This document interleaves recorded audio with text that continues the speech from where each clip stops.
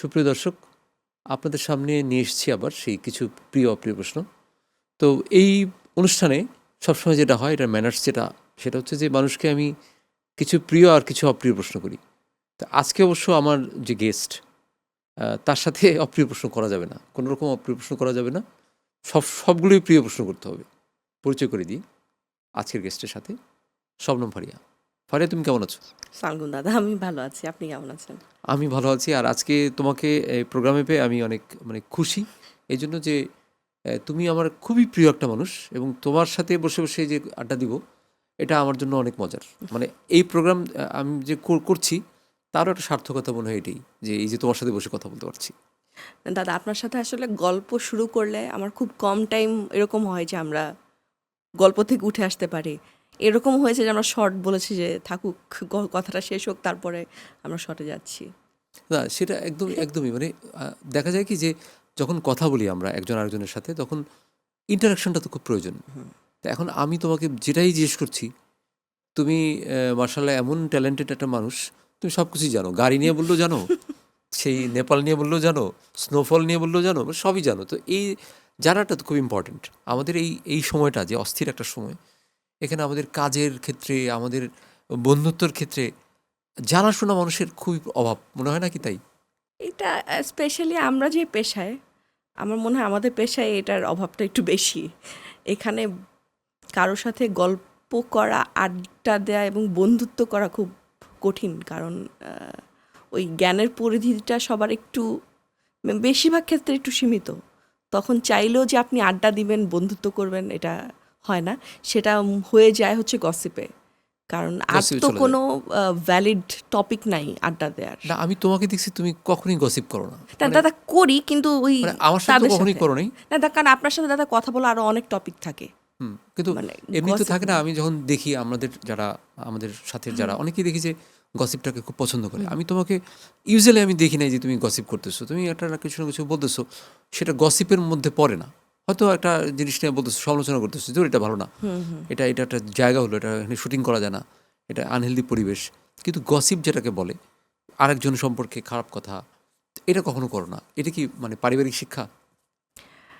এটা একদম করি না বললে ভুল হবে। করা হয়, সেটা হচ্ছে পাশে যে মানুষটা, সে যদি এ ধরনের কথা বলে, তখন হয়তো আমিও বলি আচ্ছা হ্যাঁ, আমিও তো এটা দেখেছিলাম। বাট নিজ থেকে যেচে পড়ে কারো সম্পর্কে খারাপ কথা, এটা বলা হয় না এটা আর বলা কি। হয় না, এটা বলা হয় না। একটা জিনিস আমি বলি, এটা আবার একটা অপ্রিয় প্রশ্ন, যে তোমার কি এটা মনে হয়, এটা আমি ইদানিং দেখছি অনেকেরই মনে হয়, যে তুমি তো নাটক করছো বলেই তো মানুষ তোমাকে চেনে। হুম। তুমি হয়তো তুমি যে প্রফেশনালে আসো, তুমি যে পড়াশোনা করছো, সব কিছু আমি জানি। সেখানে তোমার তোমার জন্য ভালোভাবে লাইফ লিড করার কোনো ব্যাপারই না। কিন্তু তুমি সামহাও তুমি, তোমার ফ্যামিলির তো কেউ মিডিয়াতে নাই, তুমি একমাত্র মিডিয়াতে। কিন্তু এটাও সত্যি যে তোমার জন্যই কিন্তু তুমি মিডিয়াতে আসো, তোমাকে এত মানুষ চেনে বলেই তোমার ফ্যামিলির সবাইকে কিন্তু বলে যে ওই ফারিয়ার অমুক খান। এটা কি তুমি এনজয় করো? আমি আমি যখন প্রথম কাজ শুরু করি দাদা, আমার পরিবারের বেশিরভাগ মানুষই বলতো যে কোনো ভালো পরিবারের মেয়েরা মিডিয়াতে কাজ করে না। ও যে এরকম কাজ করছে, ওর জন্য আমরা কোথাও মুখ দেখাতে পারবো না, এই সেই এরকম।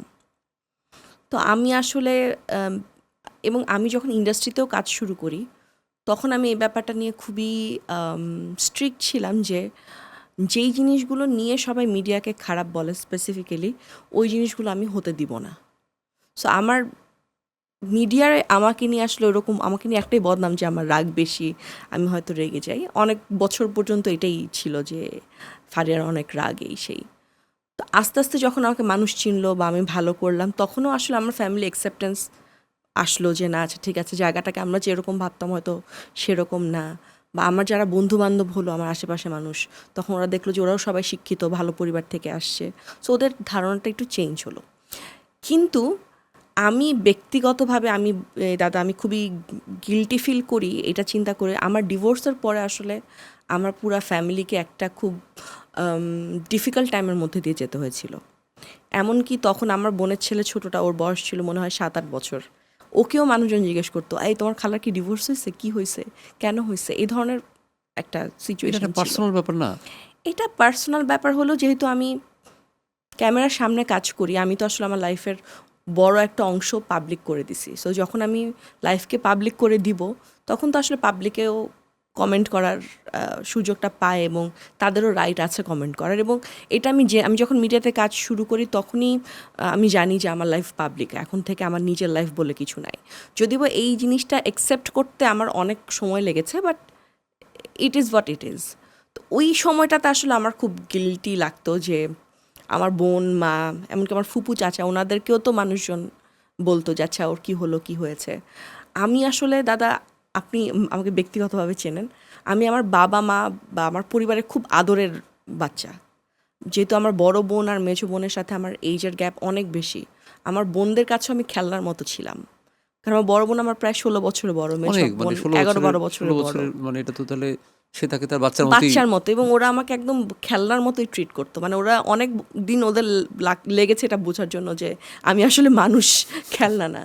তো ওই জায়গাটা থেকে আমার কাছে মনে হয় আমি আসলে ওদের এত আদরের প্রতিদানটা ঠিকঠাকভাবে দিতে পারিনি। আমি আসলে আমার আরেকটু সচেতনভাবে বা কিছু কিছু জায়গায় আমার কাছে মনে হয় যে সোশ্যাল মিডিয়াতে আসলে হয় না, এই যে অদ্ভুত সব সংবাদ হয় দাদা, তো ওইটা তো ফটো কার্ড হয় বিভিন্ন ফটো কার্ড হুম। হয় বা হয়তো ভিতরে একটা জিনিস দেওয়া, হেডলাইন ডিফারেন্ট। তো ওগুলো তো আমার বোনদের কাছেও আসে, আমার মার কাছেও আসে। তো আমার কাছে একটু তখন খারাপ লাগে আর কি, যে আমার জন্য আসলে ওরা এগুলো শুনে বা ওদের সাথেও তো ওদের বন্ধু বান্ধবরা শেয়ার করে। আমি দেখলাম তোমাকে একটা নির্দিষ্ট দলের লোক, আমি যদি বলি আওয়ামী লীগের মানুষজন, তোমাকে অনেক বেশি তারা গালাগালি থেকে শুরু করে সব কিছু করছে। তো আমি ভাবলাম যে ওদের হয়তো রাগ আছে তোমার প্রতি, রাগ থেকে করছে, ফাইন, ভালো কথা। কিন্তু তারপরে যখন কয়েকটা দিন চলে গেল, চলে যাওয়ার পরে কিন্তু ওদের গালাগালির মাত্রাটা কমে গেল, আর গালাগালি করে না। এরপরে দেখলাম যে তোমাকে নিয়ে এরপর যাদের জন্য তুমি সাপোর্ট করছিলা সেই দলের অন্য একটা পার্টি যারা, তারা তুমি কেন অভিনেত্রী, তুমি কেন এত সাহসী, কেন তোমার ডিভোর্স হয়, কেন এইটা হয়, এটা আরেক দল লোক আবার শুরু করছে। মানে এটা কি ধরনের একটা মানে দাদা, অসুস্থ। একটা এক্সট্রিম গ্রুপ তো বাংলাদেশে আছেই, যাদেরকে অ্যাজ আ শিল্পী বলেন, অ্যাজ আ মানুষ বলেন, দেশের নাগরিক বলেন, আমি তাদেরকে কখনো সাপোর্ট করব না। কারণ হয়তো যারা চাইনি আমার দেশটা হোক, তারা যদি রাজনীতিতে আসে, তারা আমার দেশের মানে নেতৃত্ব চায়, সেটাকে আমি ব্যক্তিগতভাবে সাপোর্ট করব না। আমি তোমাকে যে কোশ্চেনটা করতে চাচ্ছিলাম তখন, যে কখনো কি এটা মনে হয় যে আমি অভিনয়টা করে খুব ভুল করছি, এরকম মনে হয়? না না না এটা মনে হয় না? না। শুরু করলে কী হবে? মানে তুমি মানে হয় না যে আমি যেমন আমি মিডিয়াতে কীভাবে আসলাম? আমি মিডিয়াতে আসলাম হয়তো একটা ইনসিডেন্টে আসলাম। আমার একটা ইনসিডেন্ট আছে, এইভাবে আসলাম। হুট করে, আমারও হুট করে আসা। আমারও এখানে আসার কথা ছিল না। তোমারটা একটু শুনতে চাই যে তুমি কীভাবে, মানে কীভাবে তুমি হঠাৎ করে মিডিয়ায় ঢুকে গেলা? আমি দাদা ইংলিশ সাহিত্যের স্টুডেন্ট ছিলাম। তো আমরা প্রতি সেমেস্টারে একটা করে ড্রামা অ্যাক্ট করতাম। যেটা আমরা পড়তাম সেটাই হয়তো কোনো একটা আমরা হয়তো দ্য মাইজার আমরা স্টেজে অ্যাক্ট করছি। তো তখন হচ্ছে প্রাচ্যনাট্য থেকে আমাদেরকে এসে ট্রেন করাতো, আচ্ছা, মানে মঞ্চে কীভাবে অভিনয় করতে হয় কী। তো তখন সবাই খুব প্রশংসা করতো আমার। আমাকে একটা আপু, আনিলা তাবাসসুম রিদি আপু মডেল, তখন আপু খুব পপুলার মডেল ছিল। তো আপু তখন আমাকে নক করে সোশ্যাল ফেসবুকে যে আমাদের একটা ফটোশ্যুট আছে, তো তোমার ফেসটা খুব ভালো যাবে আমাদের এই শ্যুটের সাথে, তুমি কি ইন্টারেস্টেড নাকি? তা আমার মনে হলো যাচ্ছে ছবি তুলবে, আমি টেসবুকে দিতে পারবো, তো যাই কি শ্যুট করি। তো ওখানে শ্যুট করি, টেকআপ করি। মেকআপ করার পর তো দাদা নিজের চেহারা দেখে অবাক, আমি তো দেখতে ভালোই, কারণ এর আগে তো আমি কখনো মেকআপ করি না এরকম। তো ওইখানে শ্যুট করার পর ওখানে যে ফটোগ্রাফার ছিল উনি আমাকে বললেন যে এই তোমার তো লুক খুব ভালো, তুমি কি মানে শ্যুট করবা নাকি? হাইটও ভালো তখন বলছিল। আমি বললাম যে না, ওনার নাম ছিল ডেভিড বারিকদার। তো দাদা খুবই চমৎকার, আমি বললাম যে না, আমার বাসা থেকে তো দিবে না আমাকে শ্যুট করতে, বলকে তাও তোমার নাম্বারটা দিয়ে যাও। তো তারপর ওটা থেকে দাদা আরও কয়েকবার আমাকে ডাকলো ফটোশ্যুটের জন্য, আমি গেলাম, বাসায় তখনও জানাইনি। তারপর আরিফ আহমেদ নামের একজন মানে এই ফটোগ্রাফার শ্যুটটা করছো তুমি বাসায় জানাচ্ছ না কাউকে? না না, আমি যে ক্লাসের পরে হয়তো আমার নাটকের রিহার্সাল থাকে বা আমি ডিবেট করতাম, ক্লাবের রিহার্সাল এইভাবে থাকে, এইভাবে বলে বলে চলে যেত? হ্যাঁ, এই জন্য আব্বু আম্মু তখনও করতো না, কিন্তু আমার ড্রাইভারকে বলা ছিল যে বাসায় গিয়ে বলবেন না। আর সবসময় সাথে গাড়ি থাকতো, এটা আমার বাবা মা সবসময় মেক শিওর করতো আর কি, যাতে দেরি হলো সমস্যা না হয়। তো আরিফ আহমেদ নামের, তখন আরিফ ভাই সম্ভবত যুগান্তর বা ইনকিলাবে কাজ করতো, আমার এই মুহূর্তে মনে নাই। তো উনি আমার পত্রিকার জন্য একটা ফটোশ্যুট করে, তো সেই ছবিগুলো খুব ভালো ছিল। তো এরকম বিভিন্ন বিজ্ঞাপনের ছবি লাগলে আমি ওনার ওই শ্যুটের ছবিগুলো পাঠিয়ে দিতাম। তারপর অডিশন দিতাম এরকম ওই ছবিগুলো থেকেই থাকে না পত্রিকায় ছবি হ্যাঁ দেখে এটা অনেক তো সময় ওইভাবেই মানুষ যেভাবে হয় আর যেভাবে কি। করে। আবার হৃদিয়াপু আমাকে অনেক কাজে রেফার করতো।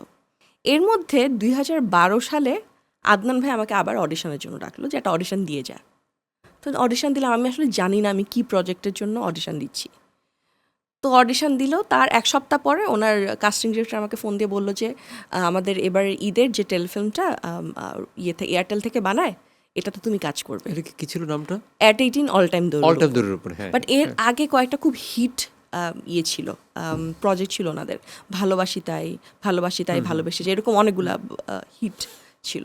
আমি শুনে তো অবাক যে আমি এত বড় প্রজেক্টের জন্য আমি পেয়েছি সিলেক্ট। মিডিয়ার আরও কথাবার্তা শুনবো, কারণ তোমার যে ফিল্মের জার্নি আরও অনেক কিছু, একটা ব্রেক নিতে হবে, এটা কমার্শিয়াল ব্রেক। আমরা ব্রেকে চলে যাব। দর্শক, আমরা কিন্তু অনেক অনেক আড্ডা দিচ্ছিলাম, মানে আড্ডার মধ্যে বুঝতে পারছিলাম না যে আবার ব্রেক নিতে হয়, কিন্তু শুনতে পেলাম যে ব্রেক নিতে হয়, ব্রেকের একটা সময় থাকে, এই জন্য একটু ব্রেক নিতে হচ্ছে। তা আমরা ফিরে যাচ্ছি ব্রেকে। ব্রেকের পরে আবার ফিরে এসে আপনাদের সাথে কথা বলবো, আমাদের সাথে শবনম ফারিয়া। সুপ্রিয় দর্শক, ব্রেকের আগে আমরা কথা বলছিলাম অনেক কিছু নিয়ে। বেসিক্যালি আমরা যেহেতু নাটকের মানুষ, ফিল্মের মানুষ, এইসব নিয়ে কথা বলতে আমরা পছন্দ করি। আবার আমরা শুনবো আমাদের প্রিয় শবনম ফারিয়ার সাথে। ফারিয়া, আমরা কিন্তু আড্ডা দিচ্ছিলাম, মানে আড্ডাটা জমে উঠছিল, এর মধ্যে একটা ব্রেক নিয়ে ফেললাম। তো অল টাইম দৌড়ের উপরের যে ওই যে কাজটা করলা, এই কাজটা করার পরে তারপর কি, মানে তোমার তো বললো এটাই প্রথম কাজ, শেষ কাজ, তারপর কি হলো? তো আমার গ্র্যাজুয়েশনের পর ফ্রি টাইমটা, তো তখন আমার কাছে দুটো নাটকের অফার আসলো একটা ঈদে। দুটো না, আরও কয়েকটা এসেছিলো, বাট দুইটা আমি করতে চেয়েছি। একটা হচ্ছে রেদওয়ান রনি ভাইয়ের, ওনার একটা নাটক, আর একটা হচ্ছে অংশু ভাইয়ের। এটা কি 2012-13 দিকে? না, এটা হচ্ছে 16-তে। 16-তে। ইনফ্যাক্ট দাদা, ওখানে অংশু ভাইয়ের যে নাটকটা করেছিলাম সেটা দেখেই কিন্তু আপনিও আমাকে পরের বছর কাস্ট করেছিলেন। আমি তোমার সেটাই বলছিলাম যে 16 বা 17তেই আমি 16-তে, হ্যাঁ, কাজ, আমি তোমাকে 16-তে। তখন তুমি একদম মানে হয়তো 3-4টা নাটক করছো এরকম, খুব ওই বেশি না। ওইটা অংশু ভাই নাটকটা আমার থার্ড নাটক ছিল। সো ওইটার পরপরই হচ্ছে এবং আপনার আমার সাথে করছো সিরিয়াল, সিরিয়াল, যেটা মনে হয় তুমি সিরিয়াল এর আগে করছো বলে আমার না, মনে হয় না। তখনই আমি পরপর একসাথে 2-3টা সিরিয়াল করছিলা? 7টা সিরিয়াল, মানে ওই 2টা সিঙ্গেল নাটক অন এয়ার হওয়ার পরে এক সপ্তাহের মধ্যে আমার কাছে সিরিয়াল আসে হচ্ছে ইমরাউল রাফাতের, বান্না ভাইয়ের, আপনার, কোচি ভাইয়ের, রেদওয়ান রনি ভাইয়ের একটা, আর আরেকটা কোনটা যেন, 6টা সিরিয়াল আমি একসাথে একই টাইমে শুরু করি। তো রাজের সিরিয়ালটা দেখছো, যে এটা আমাদেরই গল্প, দেখছো কি তুমি? না, আমি এটা দেখিনি, বাট আমি এটা দেখিনি, কিন্তু এই নাটকটার বানানোর আগে রাজভাইয়ের সাথে আমার অনেকবার কথা হয়েছে, এবং রাজভাই আমাকে বলছিল যে অমুক অমুক কিছু নাটক আছে, এগুলো সবগুলো আমাকে লিঙ্ক দিয়ে আমি নাটকগুলো দেখি, আমি এই টাইপের নাটক বানাতে চাই। সো এটার আগে উনি, মানে ওনাকে যে দেশের সিরিয়াল, ওই দেশের সিরিয়ালগুলোর সাথে আমি পরিচিত করেছি আর কি। আমি বলেছি যে আপনি এটা দেখো, ওইটা দেখো, আরও কয়েকটা পাঠিয়েছিলাম যে এই সিরিয়ালগুলো দেখো, এগুলো ভালো। না, আমি মানে কেন বললাম রাজের এই সিরিয়ালটা, আমি হঠাৎ করে আমি দেখি নাই, কিন্তু হঠাৎ করে আমাকে মুকিত ভাই আমাকে বললো আচ্ছা। যে এটা দেখেন, মুকিত ভাই তো সব কিছু 100x বাড়ায় বলে। হ্যাঁ, উনিও এক্সাজারেট করে বলতে পছন্দ করেন। তো মানে উনি আমার খুব পছন্দের, উনি দাদা এটা তো কি হয়েছে, এটা তো আমি এক বসে আমার এক লোক, আমি বলছি, হ্যাঁ তার কোনো কাজ নেই, সে সকাল থেকে রাত পর্যন্ত দেখবে। না, বাট আমি শুনেছি ওটা খুবই অ্যাডিকটিভ। হ্যাঁ, আমি একটু ফিল্মের দিকে যাই, আমার নাটক নিয়ে অনেক কথা বললাম। তোমার ফিল্মের সংখ্যা কতগুলো?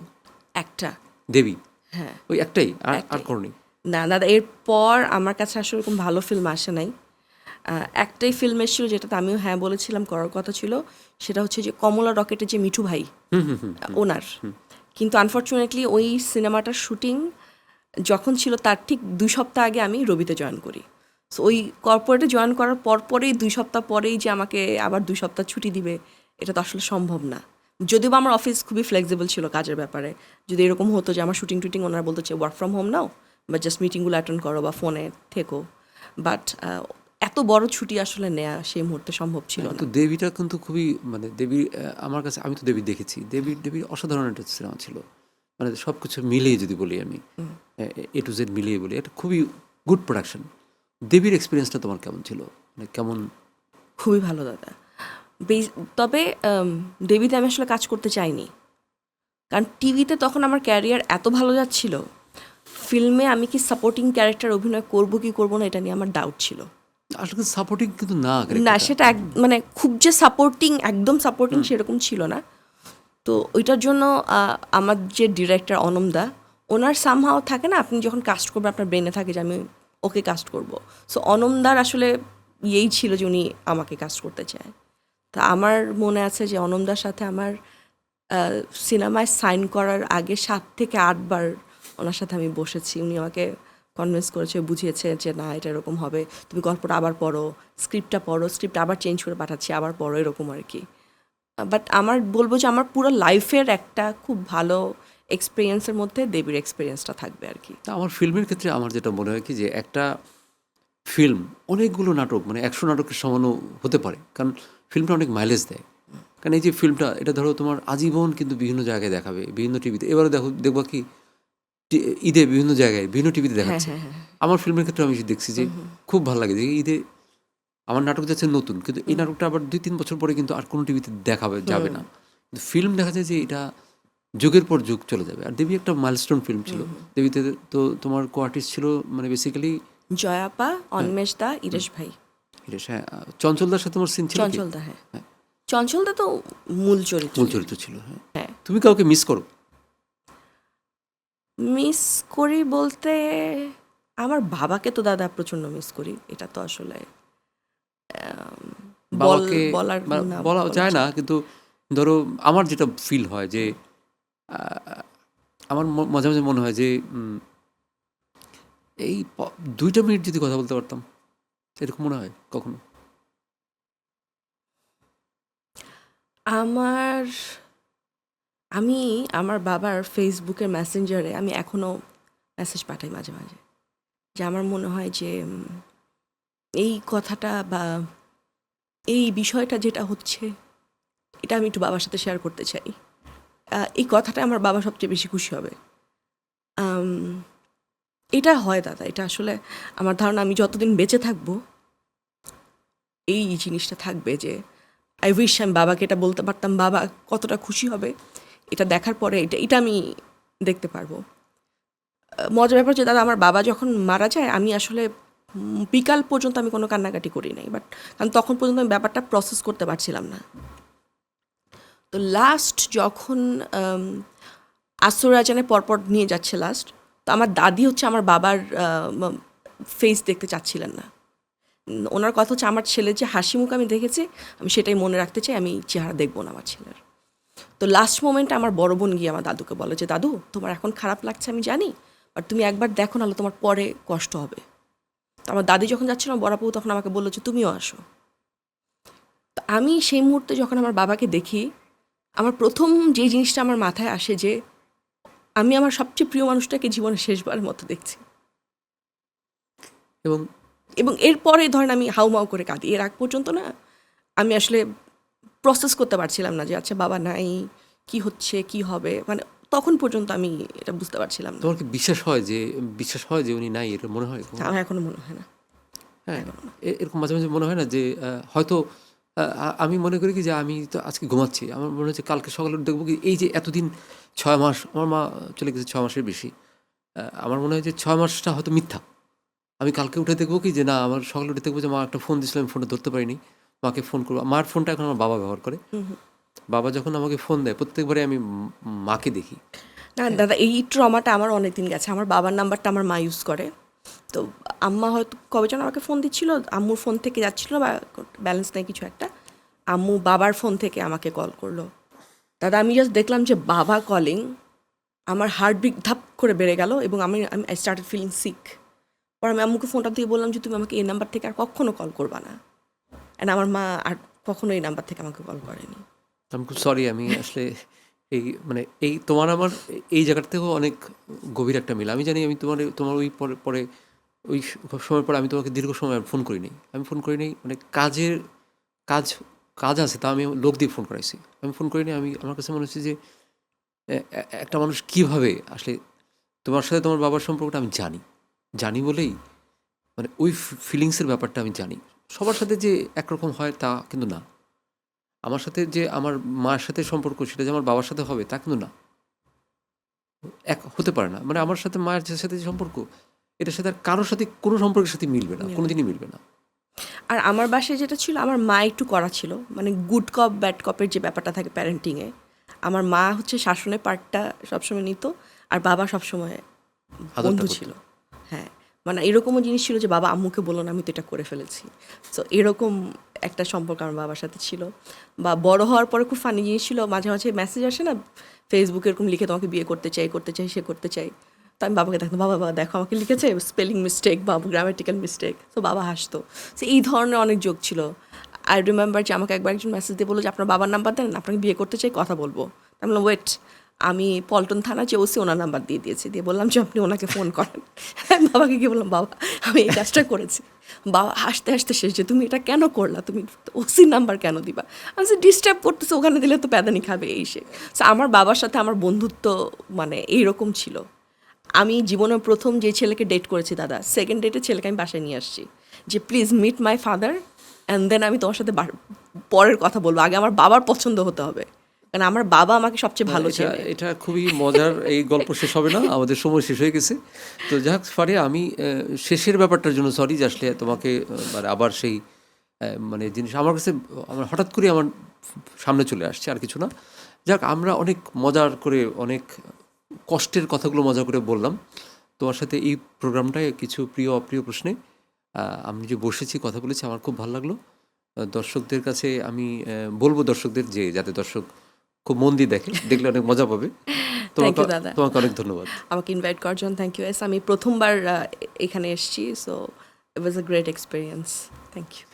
দর্শক, এতক্ষণ আমরা কথা বলছিলাম আমাদের প্রিয় অভিনেত্রী শবনম ফারিয়ার সাথে। আমরা হয়তো সামনের পর্বে আবার অন্য কারোর সাথে কথা বলবো, সেই পর্যন্ত অপেক্ষা করুন। সবাইকে ধন্যবাদ।